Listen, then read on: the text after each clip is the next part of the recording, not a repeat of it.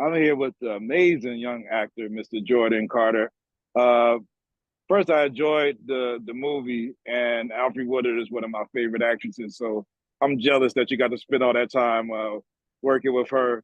Um, First thing is about your character, though. Your character was was fearless, or your character faced his fears, and I want to know how much of that is character, and how much of that is Jordan Carter. Like, Um,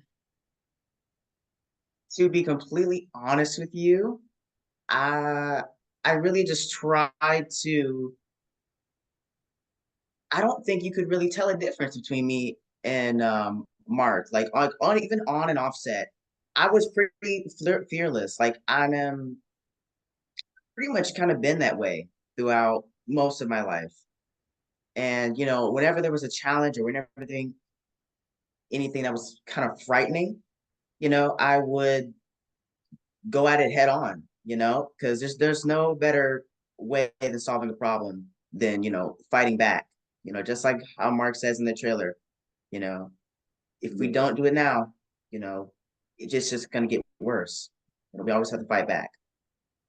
and I know you're a young man growing like all of us growing, and but you're an actor, and people, your peers are gonna look at you with a reverence of you know better, or you're a leader, or you're supposed to show the way. So like, how do you deal with that responsibility of like people your age looking up to you because of your career, and like the responsibility that weighs on you to like shine a positive light with what you do.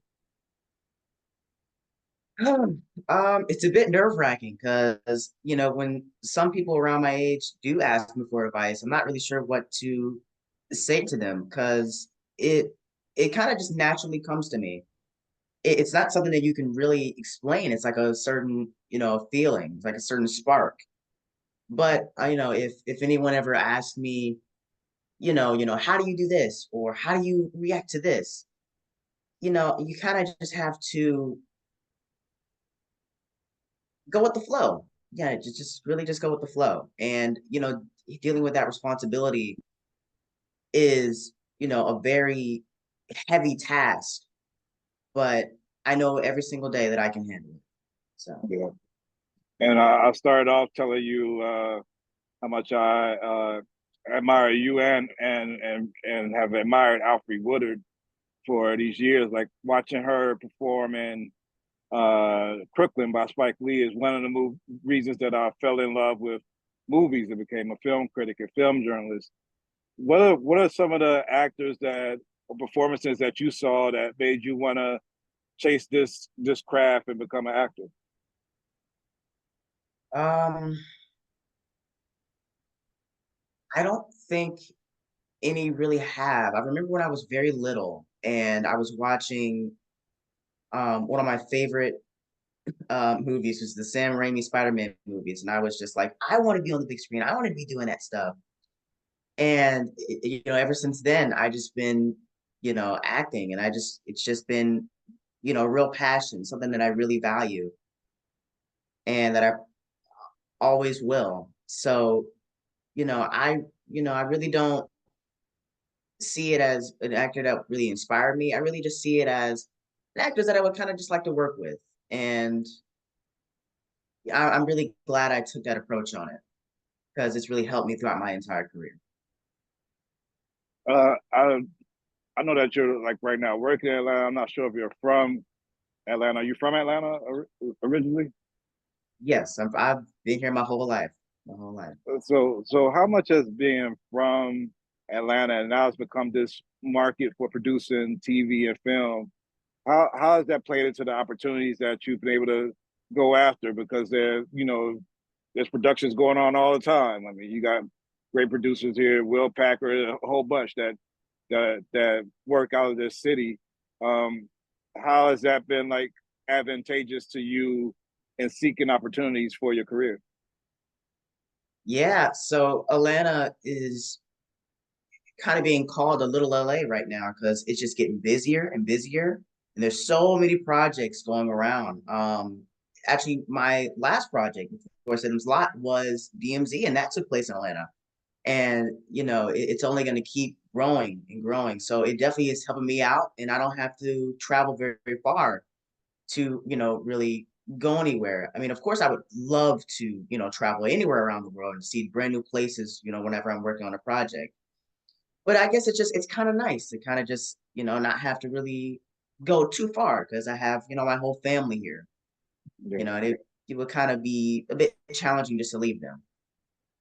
And I know you just mentioned DMZ, but you also done Kindred and now Sailor's Lot, which were both also novels. I wonder, are you also a reader? And like, if so, like, what are some of the books that you've liked over the years? I actually am a bit of a reader, so I read the original Salem's Lot when I was auditioning for my role, and I just really like to read the original.